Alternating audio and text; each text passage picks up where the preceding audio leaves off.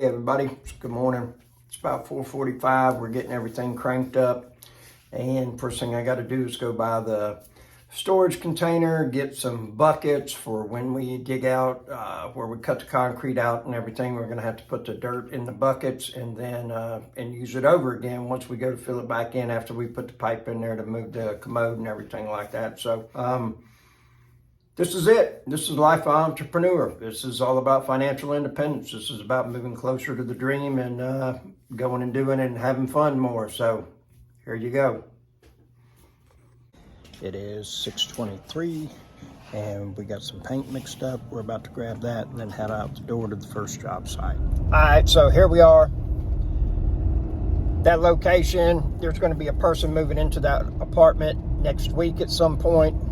And we're just trying to get everything done. Rick and I are over at the other location. We're going to be pulling in some water lines, getting ready because the AC guy is going to be coming this week to start on running the ductwork and installing. Hey, and there we have one of my doors in the signature color. The reason that I do that is kind of like branding, because what I want to happen is eventually people know that that color door belongs to my company and they'll know how we do business. We got all that dust from running that saw yesterday. Got a lot of progress done.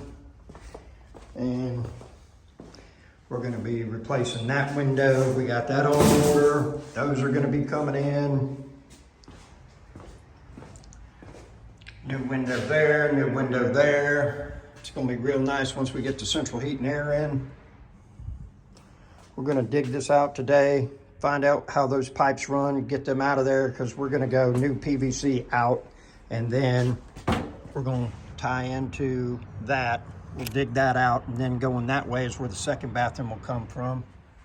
Instead of sheetrock back in the day, they had this board, they called it lath.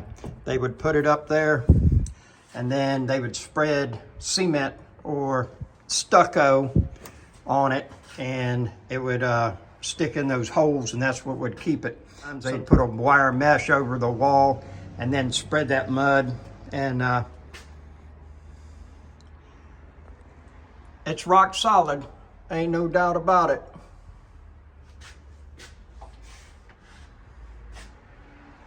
But we're gonna have a new vent pipe coming up going that way, and then the sink drain for the bathroom will be over here. It'll tie in a T, and then there's going to be another one that comes over this way and then goes along that wall, because we're going to put the kitchen sink facing out.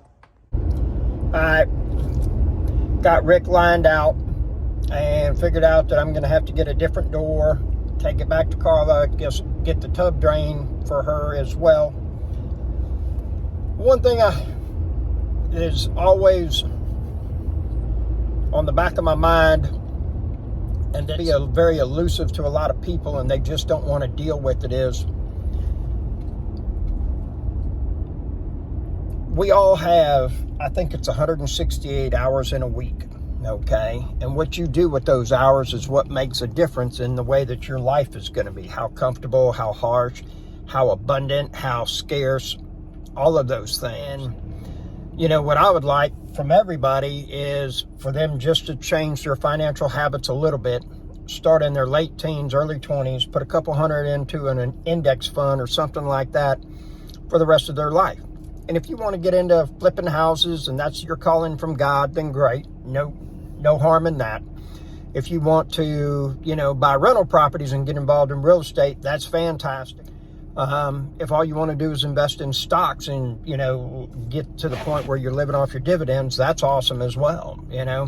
I've met a number of people in my travels that, are in their early 30s that have gotten to a point of being financially independent. Their lifestyle is more than paid for by their investments.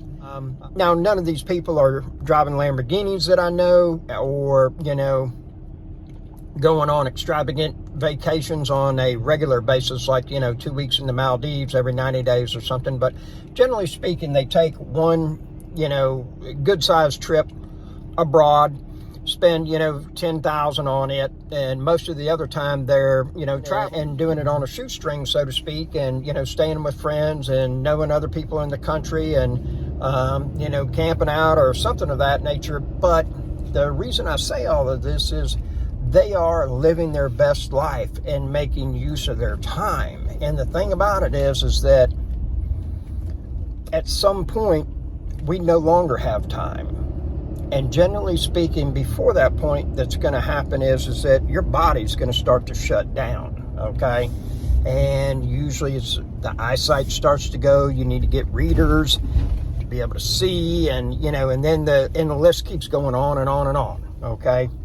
And the reason I say this is that, so many people are like, I'm going to invest in tomorrow. I talked to a guy the other day that, he said he's got 6 or 7 businesses, 4 car washes and everything. And he's like, well, I'm working on that. I'm going to get around to it.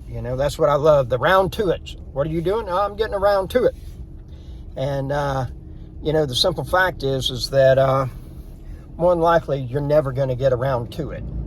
10 years, 20 years, 30 years is going to pass, and you're going to be like, I sure wish that I had done it. I did want to talk to you about, last night I went over to Mobile, Alabama, watched a show, Chinese dance show. I thought it was going to be like Cirque du Soleil. It was not. It was called Shen Yun or something, Shenyun. And it's basically traditional Chinese dance, okay?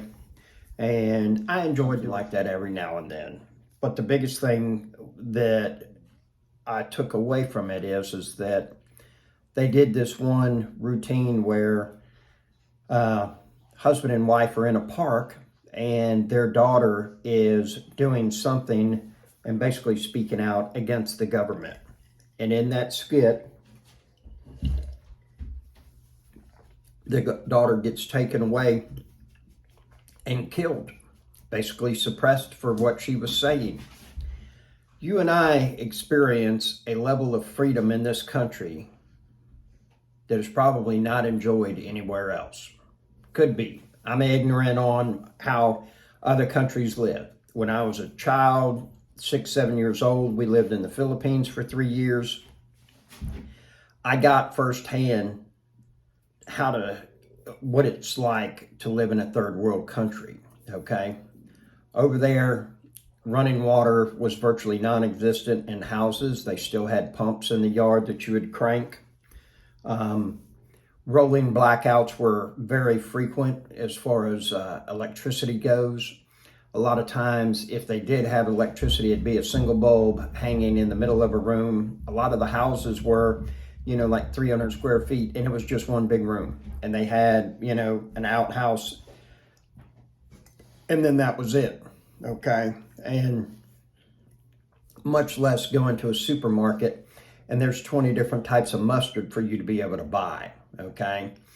We enjoy an amount of abundance and opulence in this country like no other, all right? And I'm not saying other places don't exist, because they do. Dubai is a great example, okay? But there's very few places that not only can you go out and become a millionaire if you try,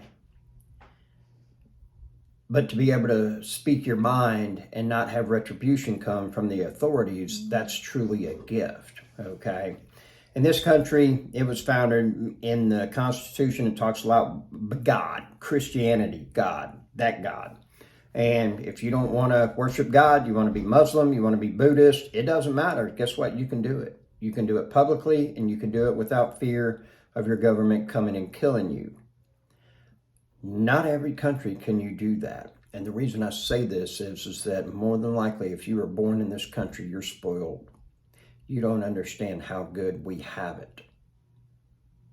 So the next time that well, I don't know if I want to do this, I don't know if I want to do that, remember, you might not get the opportunity again. And you'll be part of the wishers instead of the round to its. And don't let your life go. Get serious about this, have a good time, and look forward to having a great future. This is how it's done, folks. Apparently, I'm only good for... All right, so we had to come over here to one, and we had to change out the mailbox on this one. And one thing that I'm really trying to adjust is that when somebody calls with the situation, because generally the reason that people move is because they do not get something fixed in a timely manner. And so you need to treat it like a business, and they are paying your salary. So, you know, respond to it in as quick as possible manner and get it done. So we got this new mailbox up, and we are done here, headed back. That's what the back of the truck looks like. Got a spare tire for a dump trailer in case it goes bad. Trash, more trash. And there it is, folks. We'll be coming out of there. And then there's going to be one that's going to go that way. And then it's going to come into here.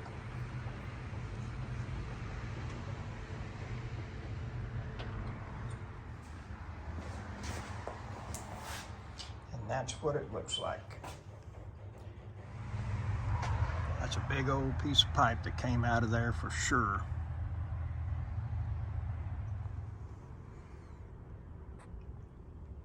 Got her done right there. Hey, good morning, everybody. Yesterday was an absolute crazy day. A lot of running around. Didn't seem like we got much done or whatnot. Did get 2 roof estimates done. That's something that I do as a roof estimator. Hopefully one of those jobs will come through. We'll make a little cheese this week and everything like that. But again, it very crazy. And hopefully today is a little more. It's not that it wasn't productive. It was just that because of being in and out and all over the place and everything, I just didn't seem to get a whole lot done. But Rick really nailed it on getting the pipes cut out and everything like that. So we're in process on getting the bathroom moved around and putting that all back together and everything like that. So here's some footage. If you'd like 15 minutes of my time, ask me anything, send me an email with your phone number, and I will give you a call. We'll talk. Have a wonderful day.